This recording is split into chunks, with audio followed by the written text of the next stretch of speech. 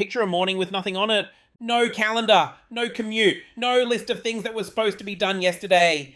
Just you, a fire going low, and the sound of birds deciding what kind of day this is going to be. This is not a vacation. This is not a fantasy. For the vast majority of human existence, this was simply what a morning looked like. Homo sapiens have been on this planet for roughly 300,000 years. Agriculture is about 12,000 years old. The industrial workday is less than 200 years old, which means that for about 96% of human history, your ancestors woke up with no boss, no deadline, and no concept of clocking in. And yet they were not idle. They were not bored. They were doing something that the modern world has almost completely forgotten how to name. They were living at a human pace. So what did that actually look like hour by hour? The day does not begin with urgency. Studies of contemporary hunter-gatherer groups and the closest living window we have into how your ancestors operated consistently show a slow social morning. The Hadza people of northern Tanzania, one of the last groups on Earth who still live primarily by hunting and gathering, typically wake naturally around sunrise. No rush, fire is stoked, people talk, someone makes a joke, children drift between sleeping adults without anyone telling them to hurry up. Kim Hill, an anthropologist at Arizona State University who spent decades living alongside the Akshay people of Paraguay, described mornings in camp as almost deliberately unhurried. People sat, people groomed each other, not out of vanity, but because physical contact between group members is one of the oldest social bonding mechanisms your species has. Your body still craves it. That restless comfort you feel when someone you trust puts a hand on your shoulder, that is 300,000 years of wiring doing exactly what it was designed to do. Then comes food. And here is where the story gets strange. You have been taught implicitly that survival is hard, that nature is brutal, that without modern infrastructure, humans would spend every waking hour desperately trying to stay alive. This is not what the evidence shows. Richard Lee's landmark research in the 1960s among the Jew/Hawansi Sand people of the Kalahari Desert produced numbers that overturned decades of assumptions. He tracked how many hours people actually spent acquiring food. He weighed what they brought back. He ran the numbers. The result, adults spent an average of 2 to 4 hours per day on subsistence, on all the hunting, gathering, and food preparation combined, not per week, per day. And that was enough. Often more than enough. On a good day, you gather mongongo nuts, a food so calorie-dense and reliable that it grows wild across the Kalahari, in quantities your group cannot possibly exhaust.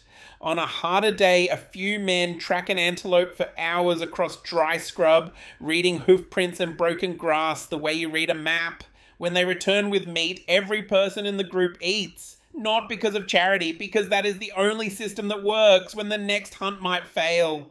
The afternoon opens like a door. No emails waiting, no second shift. The work is done and the rest of the day belongs to something harder to define and easier to feel. You make things. Beads from ostrich eggshell, painstakingly drilled and strung. A new handle for a digging stick shaped from a branch that took you 3 days to find the right one. Pigment ground from red ochre and mixed with fat pressed into a pattern on stone. At Blombers Cave in South Africa, archaeologists found ochre processing kits dated to 100,000 years ago. Mortars, grindstones, shells used as mixing bowls, stored pigment. This was not accidental, this was intentional artistic production, organized and repeated 100,000 years before anyone built a city. Your ancestors made beautiful things on Tuesday afternoon because Tuesday afternoon was available for it. You also talk extensively. Anthropologist Polly Wiesner spent 40 years recording conversations among the Jew/Hawansi, cataloguing thousands of exchanges across different times of day. Her data revealed something that should not surprise you but probably will. During daylight hours, conversation was mostly practical. Where is water? What happened on the hunt? Who is fighting with whom? But once the sun went down and fire took over as the light source, the content of conversation transformed completely. 80% of evening talk was stories, not gossip. Stories. Myths, spirits, journeys, moral dilemmas, imagined futures, other people's inner lives narrated out loud. Wiesner argued that firelight storytelling was a cognitive technology. It was how your ancestors shared knowledge across time and space without writing anything down. A story about what happens when someone breaks a taboo, travels farther and sticks longer than a rule. A story about a place 2 days walk away, told vividly enough, becomes a map inside the listener's head. This is why stories still do something to you that bullet points cannot. Your brain was built for narrative. It was forged in those evening fires. Children during all of this were not separated from adult life. There was no concept of a scheduled childhood, no age segregated learning environment. Children in hunter gatherer groups moved freely between adult activities, watching, imitating, testing, failing safely. David Lancy, an anthropologist at Utah State University who has studied childhood across dozens of cultures, calls this the aridification of childhood in modern societies.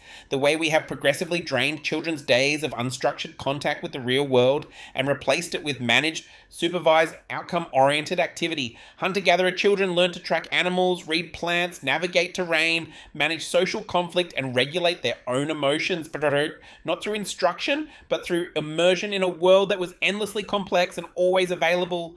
By mid-afternoon, in warm climates, things slowed down again. Your body wanted rest, not laziness. Biology, the post-lunch dip in alertness that you fight every day around 2 or 3 o'clock is not a modern problem. It is a feature of your circadian rhythm, the ancient chemical clock running in your brain that expects a short rest in the early afternoon. In hunter-gatherer groups in tropical and subtropical climates, this rest was taken without apology. Sleep researchers who have studied the Hadza found evidence of polyphasic rest. Sleeping in shorter blocks across the day rather than one long consolidated block at night. Your ancestors did not have one sleep. They had sleep woven through the day wherever it fit. The evening gathered everyone in. Fire, again, at the center, not just for warmth or for cooking. Fire changes human behavior in ways that researchers are only beginning to understand. Kara Cooney at UCLA has written about firelight as a social regulator. It extends the social day past dark. It equalizes the visual field so that no one person dominates by size or posture. It creates a shared focal point that pulls people into a collective calm.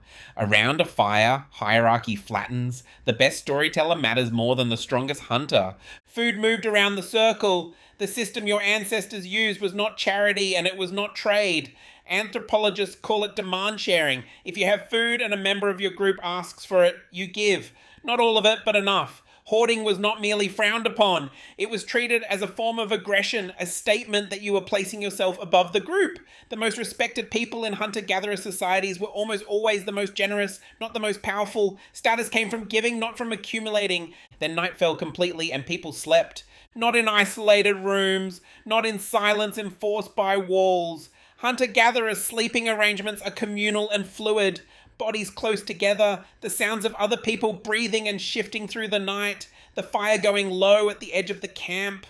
Jerome Siegel's sleep studies found that people in these groups had shorter average sleep times than modern recommendations suggest we need, around 6 to 7 hours, but that the quality was different, less fragmented, fewer awakenings driven by anxiety, sleep that arrived because the body was tired and the mind had nothing unfinished pulling at it.